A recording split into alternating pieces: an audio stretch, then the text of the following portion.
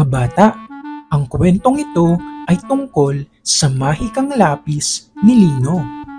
Isang kwentong pambata, handog para sa mga batang may malikhain at mabait na puso.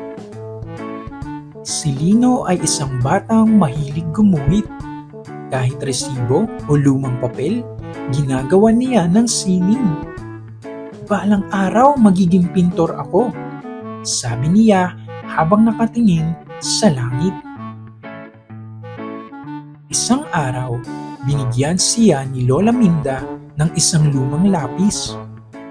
Kanya ito noong bata pa ang tatay mo, sabi ni Lola. Napangiti si Lino. Salamat po, Lola. Kinagabihan, gumuhit si Lino ng isang puno. Pagkatapos niyang iguhit ito sa papel, bumangon ang puno at lumabas sa papel.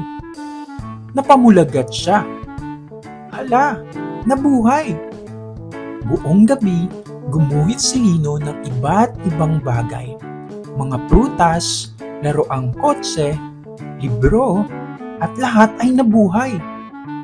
Ang lapis na ito ay may mahika. Kinabukasan, ginamit ni Lino ang lapis para tumulong. Nagdrawing siya ng mga puno sa bakanteng lote, laruan para sa mga bata, at pagkain para sa mga nagugutom. Salamat, Lino! Sigaw ng mga tao. Pagkaraan ng ilang araw, naubos na ang lapis, nalungkot si Lino, pero ngumiti rin. Hindi lang sa lapis ang mahika, bulong niya. Ang tunay na mahika ay ang puso at kabutihang loob.